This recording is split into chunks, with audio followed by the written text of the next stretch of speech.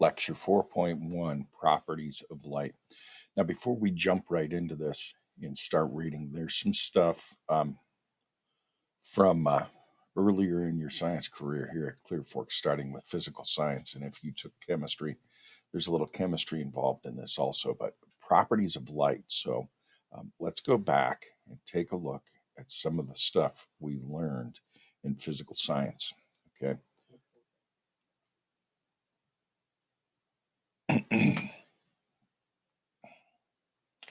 First off, gravity. Um, we've been talking about gravity in the last couple chapters, but remember, gravity is an attractive force, right? Here, gravity is an attractive force between any two objects that depends on the mass and the distance between them. Okay, and here's the law of universal gravitation.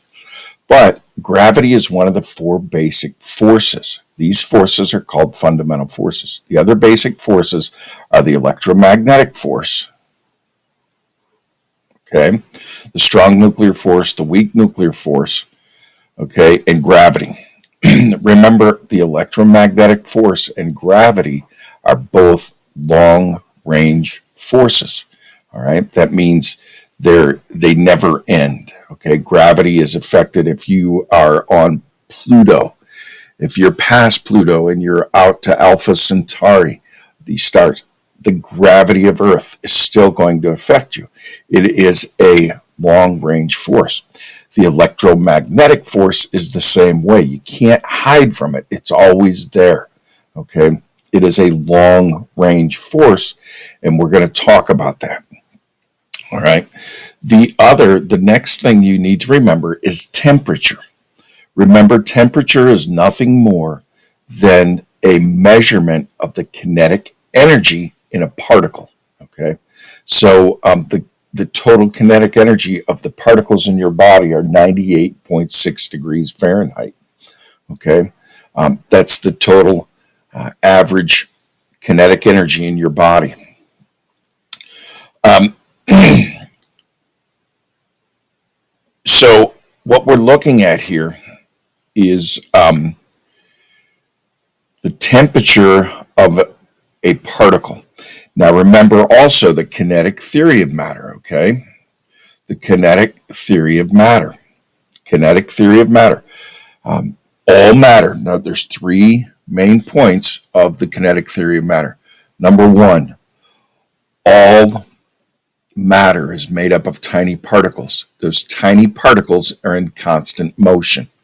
Number two, the higher the temperature, the more kinetic energy, the faster these particles move.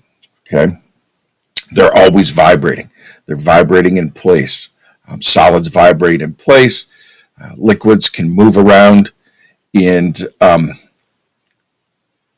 gases are just all over the place. But number one, all matter is made up of tiny particles. Those tiny particles are in constant motion.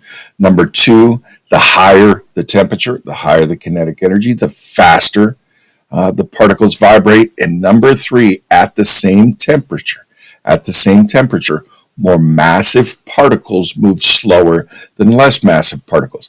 This should be a review. You should have learned this and remembered this from physical science. Okay, that kinetic theory of matter. Thermal expansion. Recall that particles move faster and farther apart as temperature rises. The separation of particles results in an expansion of the entire object known as the thermal expansion. Thermal expansion is an increase in the size of the substance when temperature is increased. So we have, as the temperature of an object increases, it expands. It expands. When it gets cold, and right here at the end, when it gets cold, it contracts. It contracts. Now, what that means on a level, atomic level, what that means is this right here. And we just start with a simple hydrogen atom. Okay, one proton, one neutron, one electron, usually just a proton, but there could be a neutron there too. All right, here is my nucleus. And here is the first orbit. Now remember, in that first orbit, I could get two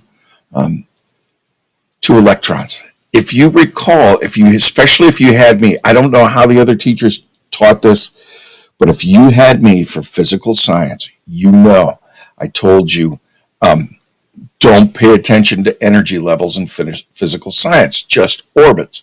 I call them shells. So in that first orbit or shell, there are different energy levels, okay? Excited energy levels, kinetic energy levels. So here's the ground state. This electron right here is in the ground state. It's in that first energy level of the first orbit. As this heats up or gets excited, the temperature rises. It expands. This electron will jump out here. Okay? If it keeps heating up, boom. And it's going to jump out on these energy levels. These electrons move around. Now, there's only 1, 2, 3, 4 here, but there are 6. Okay, there are 6, and we'll talk about those on the next page here in this lecture. So, as energy is absorbed, and it gets excited, its kinetic energy goes up, its temperature goes up, it causes it to expand, and it expands by these electrons, by the electron moving out. Now, you can imagine thermal expansion in, say, iron, which is a large atom, is going to expand a lot more than this gas will. So anyway, this is the hydrogen atom with the first lowest energy levels marked. So what does this all mean, and what does this have to do with light? Okay, so this is what happens. As the electron, and here's the base level, the ground state.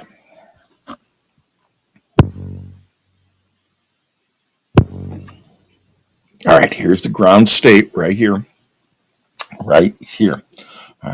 As it gets excited, as this electron gets excited, it's going to jump out here.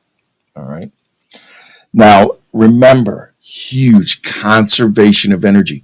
Energy cannot be created or destroyed, but it's transferred. So when these electrons get excited, all right, and I gain energy, and I gain that thermal expansion, the electron's going to jump out. And here it is on the third energy level. On that third energy level, when it cools back off, or when the kinetic energy, the temperature goes down, when I go from the third level back down to the second level, that energy is transferred into red light. Okay? It's transferred into red light. If I'm on the fourth orbital, or the fourth energy level, as it drops back down, it's going to give off a blue-green light. If I get all the way out here to the fifth level, and I drop back down to the second level, and then back to ground state, it's going to give off a blue or a violet blue type of light wave. Okay, it doesn't. That energy doesn't disappear. It's changed into a light wave. And let me now show you what I'm talking about. All right, so let's jump over to the model of a hydrogen atom. Hydrogen atom simulator, this is what our lab is. This time we're going to go over this lab. Now I know this is confusing right now, but we're going to read about it. We're going to learn about all these wavelengths and that, okay? What we're going to do though, I want you to look. Here's the proton, there's the nucleus, and here's the electron. It's in its ground level right now. 1, 2, 3, 4, 5, 6 energy levels in that first orbit, okay? Right here are different types of protons. This is what's going to give us, or a photon, this is what's going to give us our energy. So if I shoot some of these particles, you can see, boom, they're different colors of light. None of them are hitting that electron. Okay, they're not the right wavelength to get that electron excited or give it energy. But if I shoot over here, watch this, boom, it jumps out to that first orbit or that second energy level. And when it goes back, when it jumps back, it gives off a photon of light. Boom. All right, let's try some of these others.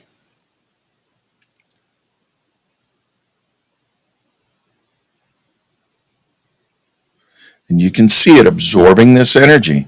It's making it excited, and then it drops back down. There was some red light that time. Now it's going to give off some more purple light as it jumps down. Boom. Oh, that gets us all the way out to that last energy level.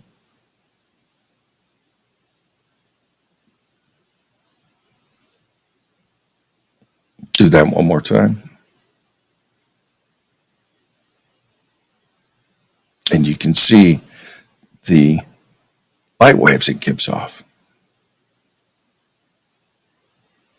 as it drops back down, as it cools off, as it loses that energy.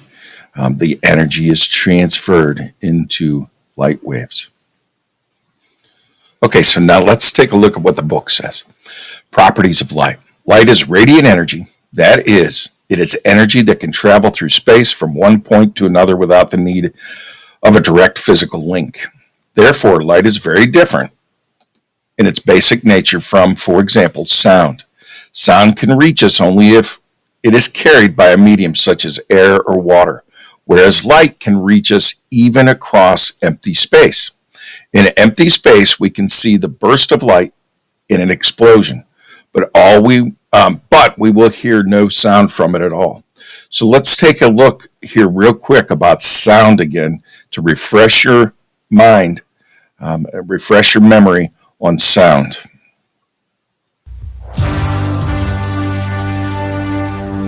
And how that sound needs a medium, where electromagnetic waves or light does not need that medium.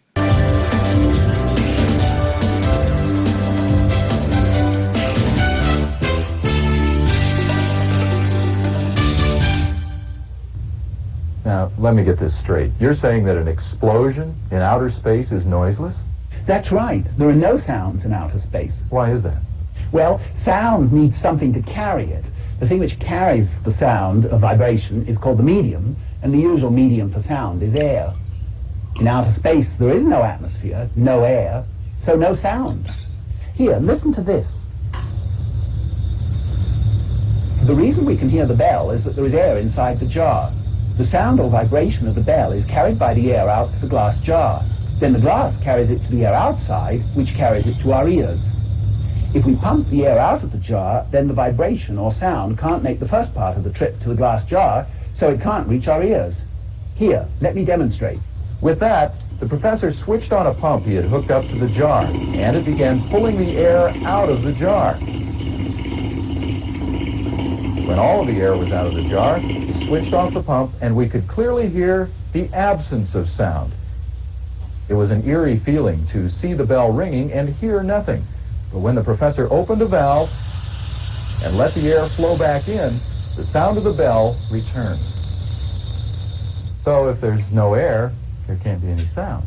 Well, that's nearly right. Other things besides air can act as the medium and carry the sound. For instance, if I were underwater, you could hear me through the water.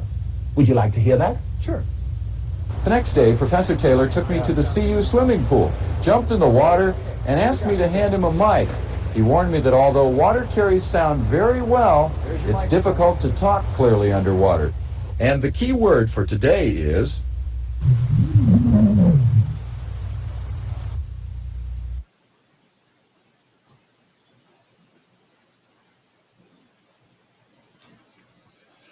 So at Case Western Reserve in Cleveland, we discovered the speed of light in a vacuum.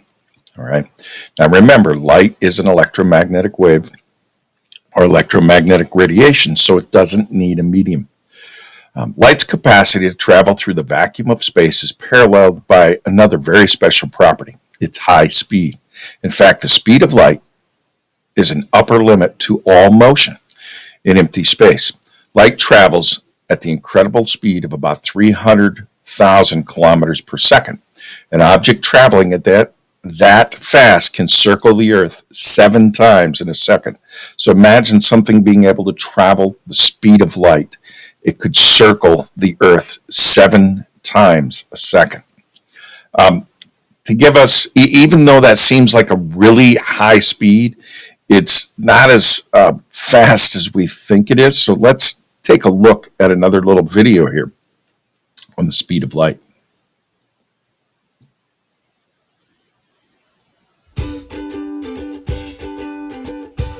How fast does light move? It seems to be faster than we can follow, yet this force of nature can be measured. It's the key to a great many discoveries in the universe. Most people usually think of the speed of light as being really fast. It's more than 1 billion miles per hour. That seems really a lot if you're caught in traffic. However, once you think about the speed of light within the context of our solar system, it starts to seem unimpressive. It takes about 1.3 seconds for light or radio waves to reach us from the moon, which really isn't all that far away. It's only 20 times farther away than Australia is to the United States. This was an issue during the Apollo space program because due to the round-trip time of the radio signals, NASA had to wait about 3 seconds to hear the answer to every question they asked the astronauts. When Mars is closest to the Earth, it takes light 3 minutes to travel between the two planets. If you asked a question to an astronaut on Mars, you'd have to wait at least 6 minutes for an answer. And Mars is usually a lot farther away than that. At its greatest distance, you'd have to wait 42 minutes or even longer. In the future, there will be no such thing as sending an instant "What's up" message to your friends on the Mars base. There also won't be any day trading or free pizza delivery. The Voyager 1 spacecraft was launched only 30 years ago. It's currently the farthest away from the Earth of any man-made object. In just a short amount of time, this spacecraft, designed by primitive 1970s-era engineers, has managed to travel so far away from the Earth that it takes radio signals traveling at the speed of light 14 hours to reach it. Think about it for a second. An object that was recently built by people is now far enough away that if you could travel to it at the speed of light, for the in-flight movie, you could watch the original Gone with the Wind 7 times, break for a dinner, then watch Friends before having to put your tray in its upright position. Light takes 4.5 years to travel to the nearest star, other than the Sun, 100,000 years to travel across the width of the galaxy, and 100 billion years to travel across the observable universe. The speed of light isn't all that fast. Current theories of physics predict that gravitational waves also travel at the speed of light, but this is still being confirmed. Otherwise, there are no other objects that travel that fast. Theoretically, they can get close to the speed of light, but not faster. One exception to this may be space-time itself. It appears that distant galaxies are moving away from us faster than the speed of light. This is a problem that scientists are still trying to understand. This video is brought to you by May Astronomy Channel. The speed of light in an empty space is a constant and is denoted by the small letter c. Okay. However, it is in transparent materials such as glass, water, and gases, the speed of light is reduced. Furthermore, different colors of light are slowed differently. For example, in nearly all materials, blue light travels slightly more slowly than red light, as we will see in Chapter 5. Lenses and prisms work because they slow the light as it travels through them. So again, if we look at this model and we shoot these photons in there, notice that these photons are different light, different colors, but not just different colors, different wavelengths. The bluer, the more violet or purple, the more, or the shorter the wavelength. Look at how short the wavelength is here. Okay, and look at the wavelength on the red, or the red light waves are longer. Purple light waves are shorter. All right, so real quick, let's take a look at light waves or waves in general. Now, this is pretty hard to draw, and I didn't realize how hard it would be to draw these little loop or these little up and down waves, but it's a little tougher than I thought it was going to be on this drawing pad. So, but remember, a wavelength is one crest, one trough, one crest and one trough. Now notice this has a large wavelength, and remember that wavelength is lambda. Okay, is given symbol lambda, and the difference here, I tried to make these as good as I could, but notice there's a different amp. My amplitude's different. When we're looking at light waves, or when we're looking at light, a higher amplitude gives us a brighter light. If we were looking at a red light right now, a little dot, this would be a really soft red. This would be very bright. When we get into the purples, my wavelengths are much shorter. Okay, shorter wavelengths we see as blues and purples. Again, this would be a soft purple light, and this would be a bright purple light or violet light because of the difference in amplitude. All right. So these different shades of light, these different wavelengths, we're going to call them wavelengths, and that's the next. Look at the next section there, the nature of light. Is it a wave or a particle? The different wavelengths travel through different mediums at different speeds, and that's what this is getting at right here. Blue light travels more slowly than red light. Okay, the reds travel faster than blues. The nature of light, waves or particles. Observations and experimentations on light throughout the last few centuries have produced two very different models of what light is and how it works. Light can be modeled as waves or as particles. Each model captures some of the characteristics of light, but neither fully describes all of light's properties. According to the wave model, light is a mix of electric and magnetic energy swinging up and down in intensity, as depicted in Figure 4.1a. Because light is a mix of electric and magnetic energy, it is often called an electromagnetic wave or electromagnetic radiation. The ability of such radiation to travel through empty space comes from interrelatedness of electricity and magnetism. Okay, let's take a quick look at electromagnetic waves.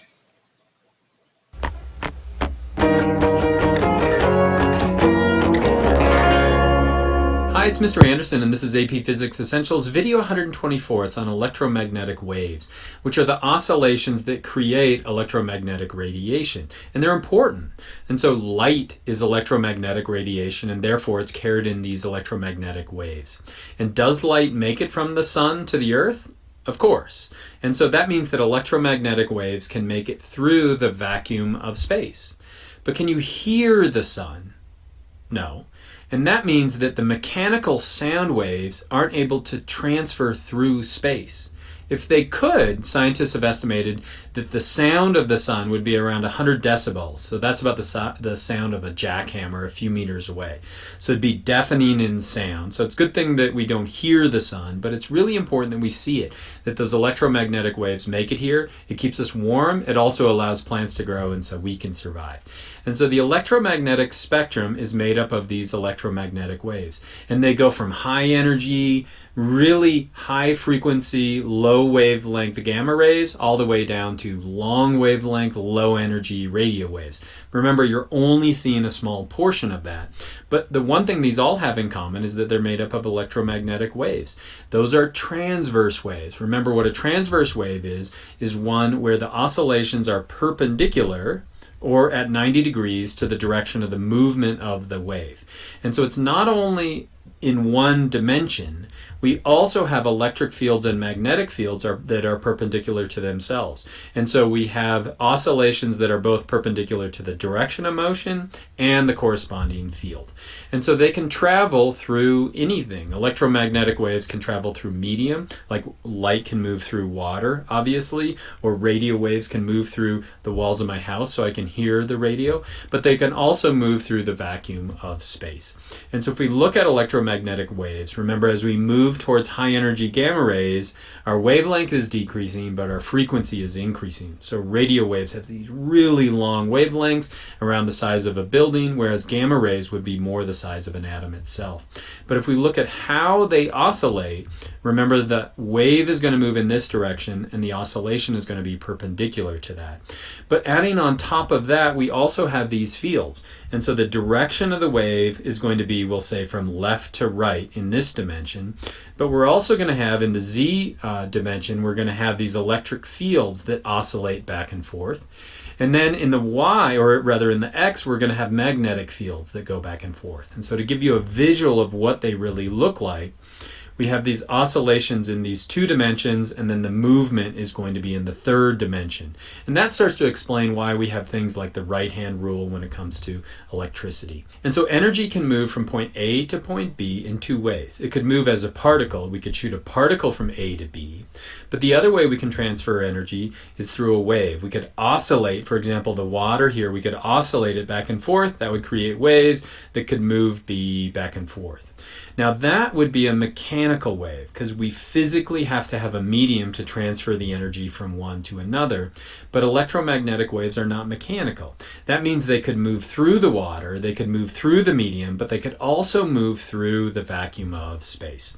And so did you learn to describe the model of an electromagnetic wave? It's both a transverse, perpendicular to electric field and magnetic field, and also it can move through the vacuum of space, and I hope that was helpful.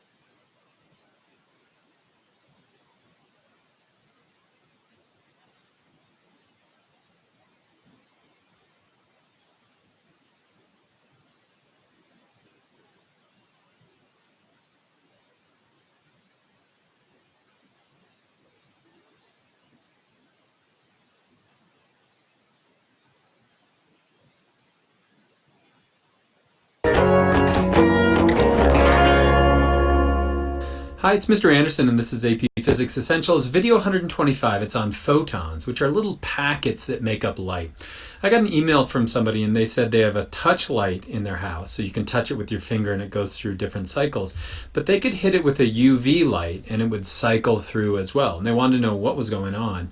Well, this is the photoelectric effect. And so what you're doing is you're kicking off electrons with that light. And it was really explained by Albert Einstein in 1905. Scientists knew that if you hit UV light on metal, it would kick off these little sparks. But he described why that occurred, and it also unlocked this whole idea of light being a particle. And so light is a photon, or travels as photons, and those photons can be both waves and particles. And Einstein showed that the amount of energy in a photon is equal to h, and h is equal to Planck's constant times the frequency of the light. So as you increase the frequency, you're going to increase the amount of energy that that photon has. He also showed that photons are quantized. That means that they traveled in little discrete units.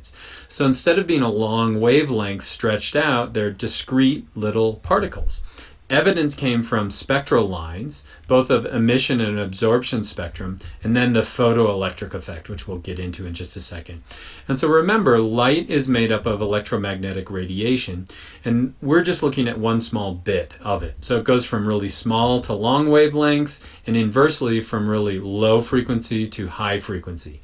And so an example of a wave that would have really high energy, high frequency would be gamma rays, but it's going to have a low wavelength.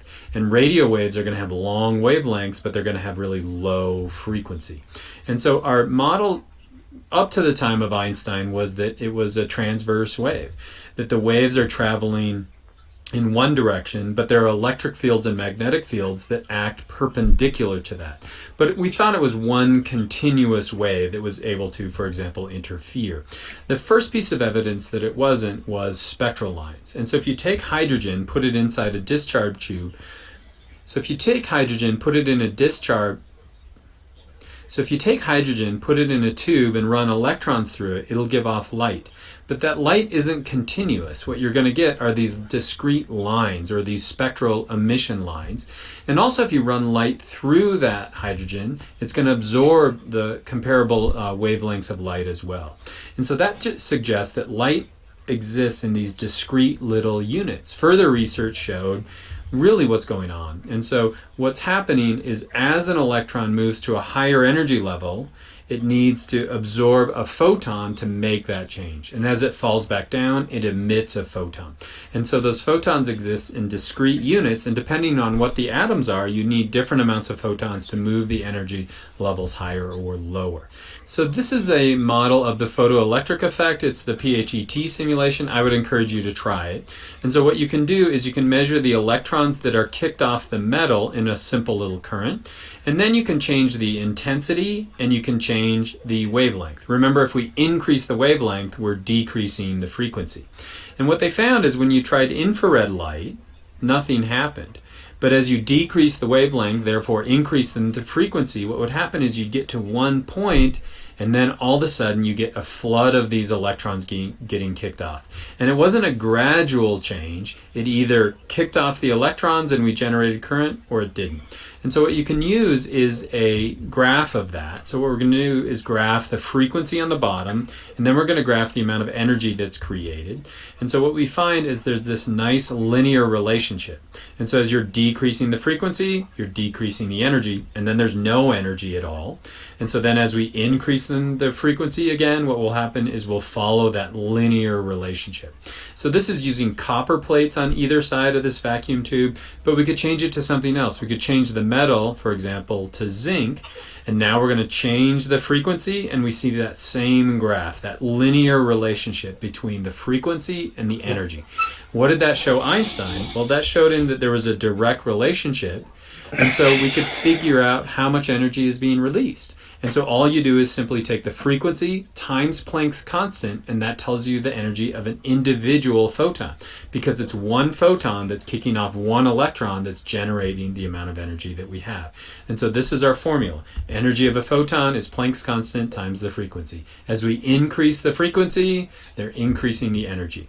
And so did you learn to support this photon theory using the photoelectric effect? I hope so, and I hope that was helpful. Okay, so the electromagnetic wave in photons lead us to a wave-particle duality. Okay, what that means is we have these two models, the photon model, and we have the electromagnetic wave model, and the photon model, and together they make this wave-particle duality. Part of Stephen Hawking's theory of everything. He was searching for a way to tie photons and electromagnetic waves together into one equation. Instead of having these two different models, he was trying to tie these models together.